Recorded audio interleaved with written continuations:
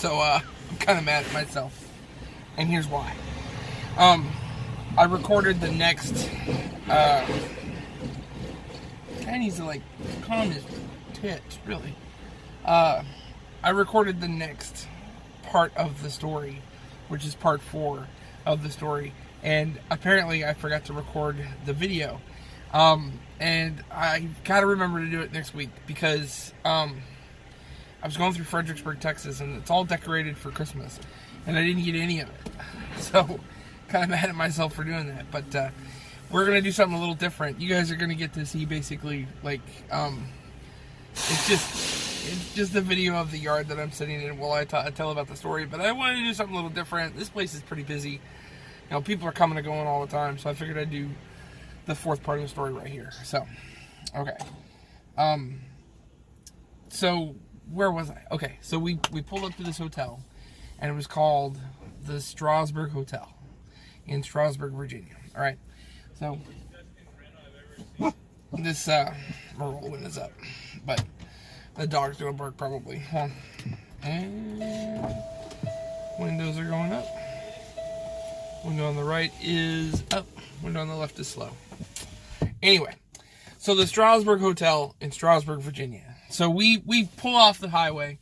We get into this, like, we get in and we kind of park near this, near this hotel, and I'm tired, and I'm just like, I think I called them, or, I think I got out and I walked in, and I asked them, I said, how much to, like, rent a room?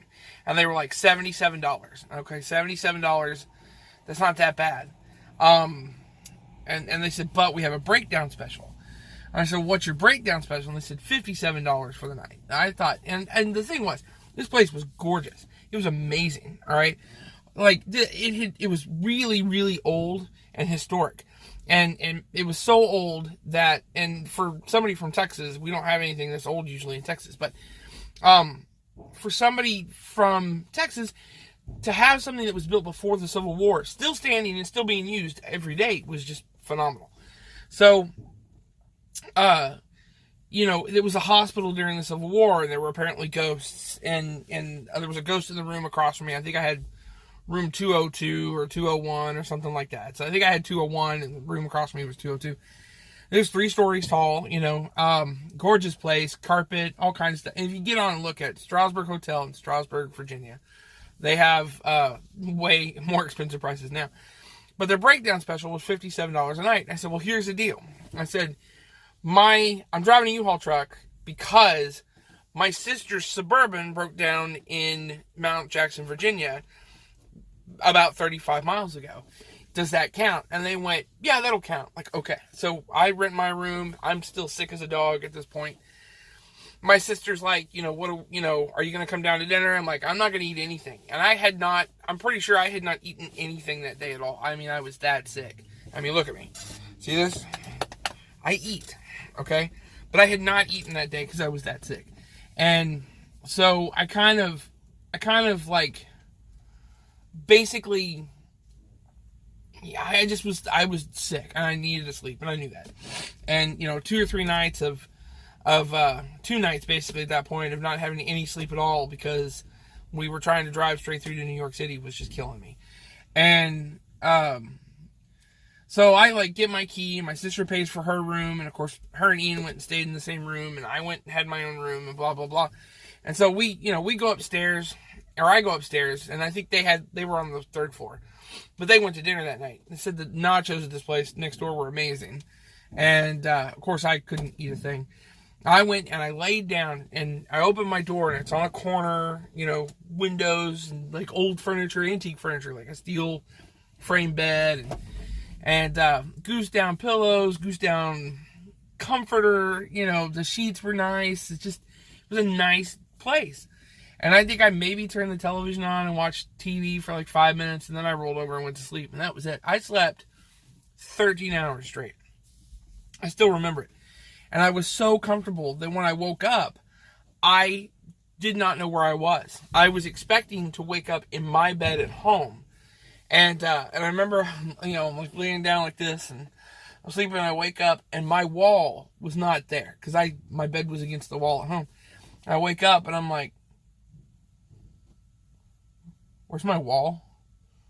Where am I? And I'm like, oh yeah, that's right. I'm on a nightmare. I mean, the truck was breaking down. This guy, like, with the, what is it? The truck had broke down, needed an engine. This guy with the pottery and all this other stuff. It was just, I was just like, okay, all right. So I, like, get up, and it's close to, it's probably 10 o'clock in the morning or something like that. I slept in. There was no way I was going to be able to do it. So I get up, I get a shower, and I was in the shower for like 40 minutes, never ran out of hot water, which was just great. And then I go downstairs to the dining room, they're still serving breakfast. It's like 11:30, I think, when I got down there. And they're like, yeah, we're getting ready to stop breakfast, but you can still have some if you want. Like, okay. So I get down there, and like, all they really had left was cereal and milk, And so I'm like, get one of those little boxes of cereal, and you take that and you, like, pour it into this bowl, but it was into this china bowl. That was the thing. It was really nice, pretty china bowl, and you pour it into this china bowl. And then I had, like, water in, like, a crystal glass. I had real silverware, and it was amazing, like, nice linens, nice old antique wood tables, and just an amazing, amazing place. And it cost me $57 a night, with tax or something like that, I think was what it was. And so, it may have been a little bit more than that. It might have been 62, but still, it's pretty good. I'm all refreshed. I'm feeling way better than I have been for the last couple of days. Definitely hungry, and so we packed up and we headed out. And I was, at this point, we're a day behind. They're already there. My sister's talking to them on the phone. They're setting up. I'm like, I've been sick. This has been a horrible trip so far. And I just want to, like, I'm going to take my time, So we drove from there. We kept going north, and we got onto the Lincoln Highway, which I didn't know it was a Lincoln Highway at that point. Now I know all this stuff, but I didn't know at that point. And we got on the Lincoln Highway, and we're going through, like, Gettysburg, and I realized, hey, like, the Strasbourg Railroad is near here, and I need to stop at the Strasbourg Railroad and ride the railroad. So, like, we're going along, and I stopped. I think I paid for my sister to go, and Ian didn't want to ride the train. Or maybe he did ride the train. I don't remember. So we ride the train, we go out to the end, we come back, and if you've never been or heard of the Strasbourg Railroad, look that up, because that's a great ride, too. I mean, they really know how to do history to the east. And so the coaches were, like, fully refurbished, and they had wood stoves in them, and it was a good little trip.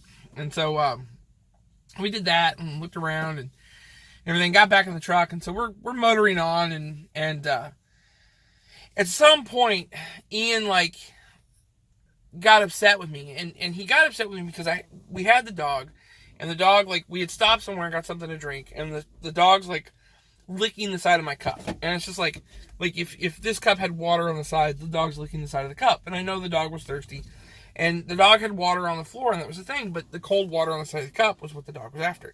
And it's licking the side of the cup. And so I didn't like that. I don't like dog germs. It's like, I don't let Pepper lick my face, And she knows that. And most of the dogs I've had, they all figured that out.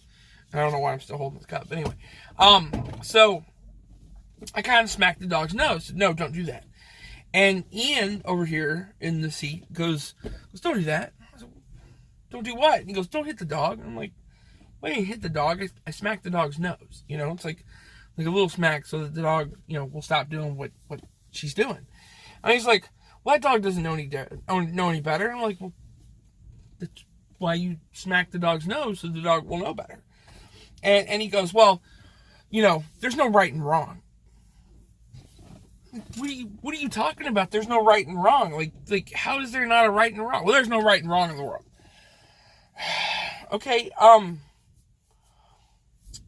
yes, there is. And he's just, we got into it back and forth. And so finally I'm like, I'm having this argument. It's a stupid argument. I shouldn't have gotten into it, but of course I was 20 at the time. And so, we're like talking about this right and wrong thing. And I said, okay, you and a bear trap are in the woods. Are you going to stick your foot in the bear trap? And he goes, well, yes. And I'm like, what? Like, yes? Like, why would you stick your foot in the bear trap? And he goes, well, I would do it so that I could save other animals from getting their foot stuck in the bear trap. I'm like, okay, you and a bear trap are on Mars, all right? And there's no other animals on Mars. It's just you and the bear trap, right? And he goes, okay. I said, are you going to stick your foot in the bear trap? And he goes, well, no.